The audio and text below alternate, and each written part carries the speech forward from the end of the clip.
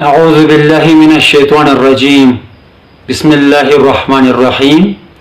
السلام علیکم ناظرین کرام، آج کی گفتگو میں بلا شبہ عظیم حکمتوں سے مملو حقائق بیان ہونے والی ہیں۔ قرآن حکیم کے اندر حروف مقطعات میں سے الف لام میم کے بارے میں یہ سائل محترم کے سوالات میں سے ایک سوال کے جواب میں بیان کیا جا رہا ہے۔ ان کا سوال یہ ہے کہ الف لام میم سے کیا مراد ہے؟ کیا یہ کوئی کوڈ ورڈ ہے؟ بطور جواب سب سے پہلے یہ عرض کروں کہ قرآن مجید فرقان حمید میں ایسے حروف مقطعات کل 29 سورتوں کے آغاز میں آئے ہیں، اور 29 کے دونوں ہندسوں میں 2 کا ہندسہ ایک الگ معنی رکھتا ہے تو 9 کا ہندسہ ایک اور مفہوم پیش کرتا ہے۔ نیز 2 اور 9 دونوں کو آپس میں جمع کرنے سے 11 کا ہندسہ حاصل آتا ہے، اور اس میں بھی اکائی 1 کا ہندسہ ایک مثال کے لیے آتا ہے، تو دہائی 1 کا ہندسہ ایک اور حقیقت کا ممثول ہے۔ پھر دونوں ہندسوں کو آپس میں جمع کرنے سے 2 کا ہندسہ حاصل آتا ہے، جو کہ ایک الگ حقیقت کو بزبان حکمت بیان کرتا ہے۔ اللہ کی ذات کے متعلق ایک قریب ترین اور قابل فہم بیان 2 کے ہندسے کا یہی عرض کروں، هو الاول والآخر، یعنی وہ اول بھی ہے اور آخر بھی۔ یہاں صفت خداوندی میں ہندسہ 2 کا تعلق ہے۔ پھر فرمایا جا رہا ہے والظاہر والباطن، اور ظاہر بھی ہے اور باطن بھی، تو یہ 2 کے ہندسے کا تعلق ظاہر کر رہے ہیں۔ حروف مقطعات جو کہ قرآن کی 29 سورتوں میں بیان ہوئے ہیں، ان حروف مقطعات کی تعداد 14 ہے، جو 7 المثانی یعنی دوہرا 7، 2 مرتبہ 7 کے برابر ہیں۔ اب محترم سائل کے سوال کے جواب کی طرف تفصیلاً مخاطب ہوتا ہوں، جو کہ الف لام میم سے متعلق ہے۔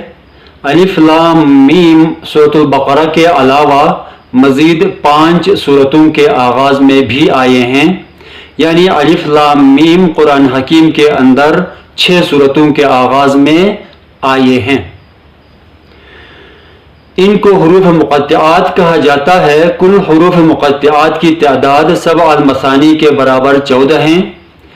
الف لام میم میں مضمر علم و حکمت کو پیش نظر رکھتے ہوئے مگر نہایت اختصار کے ساتھ بیان کرنا چاہوں گا کہ الف عقل کی طرف دلالت کرتا ہے، یعنی جب حرف الف کو لکھا جاتا ہے تو ہمیشہ اوپر سے نیچے کی طرف لکھا جاتا ہے، جس کے یہ معنی ہیں کہ عقل ہمیشہ اوپر سے یعنی شرفی بلندی یا کہ معنوی بلندی سے آتی ہے۔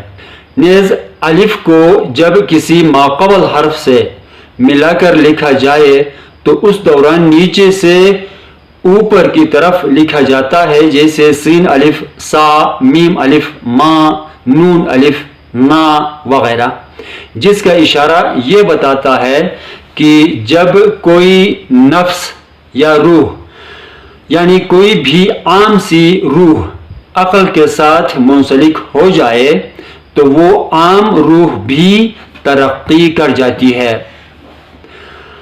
اب حرف لام کے متعلق سن لیجئے۔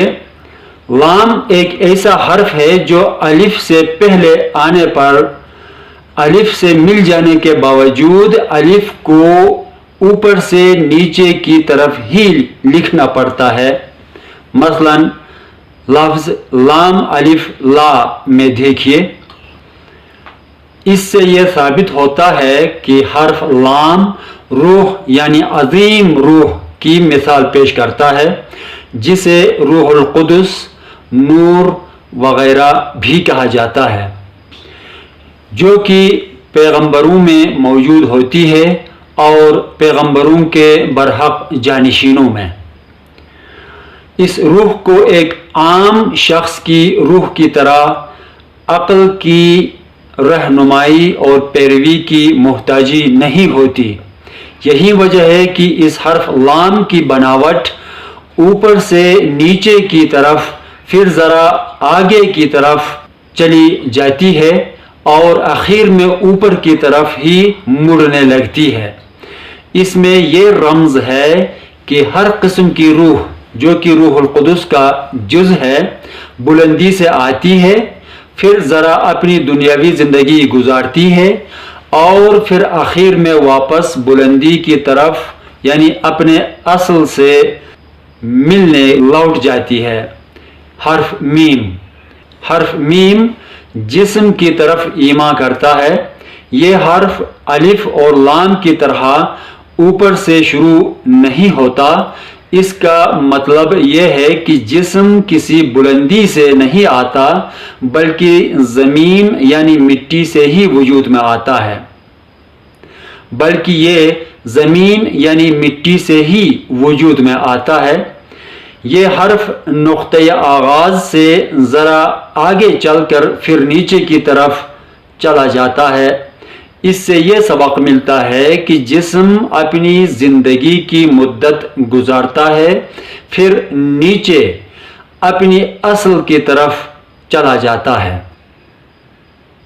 پس مجموعی اور مختصر طور پر یہ مطلب نکلا کہ الف لام میم سے ٹاپ پر عقل رکھنے والا، عقل العقول، عظیم روح القدس کا حامل یعنی روح الارواح، اور ہر لحاظ سے صفات حسنہ کا حامل اور تمام جسمانی و ظاہری اوصاف میں مکمل انسان کامل یعنی پیغمبر، نبی، رسول، ہادی زمان برحق، نمائندہ خدا، خلیفہ خدا مراد ہے، یعنی حضرت محمد اور آپ کا نور ہی الف لام میم ہے، کیونکہ وہی عقل کے اعلیٰ رتبے پر ہے۔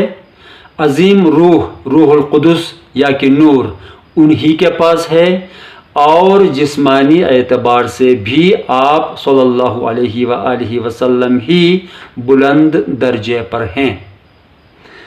الف لام میم کے متعلق مزید معلومات کے لیے میری مزید 2 ویڈیوز جو سورۃ البقرہ اور الف لام میم کے عنوانات سے ہیں دیکھ سکتے ہیں، وہاں کچھ اور حقائق بھی بیان ہوئی ہیں۔ اسی کے ساتھ ہی اجازت چاہوں گا۔ والسلام علیکم ورحمۃ اللہ وبرکاتہ۔